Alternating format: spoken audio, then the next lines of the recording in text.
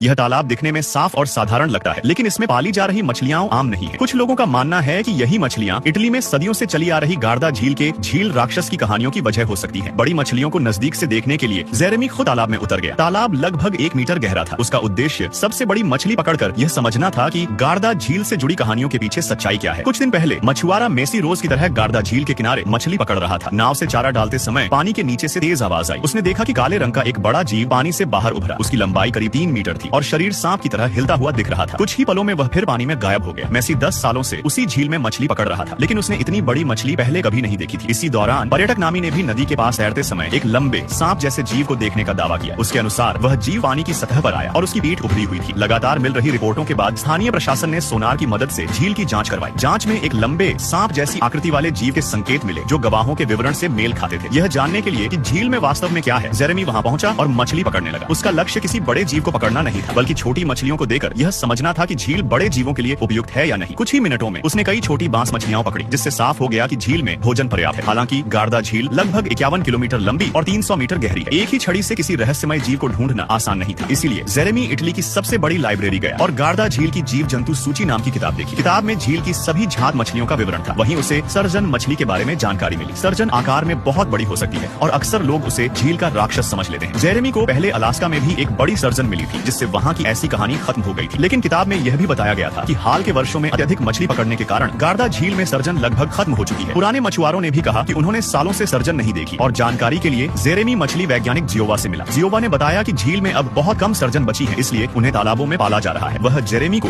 एक बड़े मछली फार्म में ले गया। तालाब में कई सर्जन थी जो झील की ही प्रजाति की थी। जेरेमी ने सबसे बड़ी मछली को उठाकर देखा। उसकी बनावट सामान्य मछलियों जैसी थी। सीमित माहौल के कारण ये मछलियां अधिकतम 1.5 मीटर तक ही बढ़ पाती है और प्रत्यक्षदर्शियों के वर्णन से मेल नहीं खाती। इसके बाद जेरेमी सर्जन छोड़ने के एक कार्यक्रम में शामिल हुआ, जहां छोटी सर्जन झील में छोड़ी जा रही थी। कर्मचारियों ने बताया कि इनके जीवित रहने की संभावना कम होती है, क्योंकि उन्हें बड़ी मछलियां, खासकर यूरोपीय कैटफिश खा जाती है। कैटफिश के बारे में जेरेमी पहले से जानता था। यह सब कुछ खाने वाली मछली होती है और काफी बड़ी हो सकती है। इसकी लंबाई 3 मीटर तक पहुंच सकती है। इसका सिर चौड़ा और शरीर लंबा होता है और पानी में यह बड़े सांप जैसी दिखती है। इस जानकारी के बाद कैटफिश को झील के रहस्यमय जीव का एक मजबूत विकल्प माना गया। जेरेमी स्थानीय नाविक और अनुभवी कैटफिश मछुआरे संचे के साथ झील में गया। वे एक बांध के नीचे पहुंचे, जहां पानी में ऑक्सीजन और भोजन भरपूर था। जेरेमी ने पहले नकली मछली का इस्तेमाल किया। थोड़ी देर बाद कोई बड़ा जीव चारा पकड़कर नाव को खींचने लगा, लेकिन वह बच निकला। बाद में उसने केंचुओं का इस्तेमाल किया और चारा नीचे तक पहुंचाया, लेकिन शाम तक कोई मछली नहीं फंसी। आखिरकार रात में किनारे पर भारी मछली पकड़ने की छड़ लगाई गई और उसमें अलार्म जोड़ा गया। रात करीब 10 बजे एक छड़ से संकेत मिला। काफी मेहनत के बाद एक बड़ी कैटफिश बाहर निकली। उसकी लंबाई करीब 2 मीटर और वजन लगभग 100 किलो था। उसके रंग और शरीर की बनावट को देखकर माना गया कि जिसे लोग गार्दा झील का राक्षस समझते थे, वह संभवतः यही बड़ी कैटफिश थी। असल सच्चाई क्या है, यह पूरी तरह जानना मुश्किल है, क्योंकि इसके लिए झील को खाली करना पड़ता है।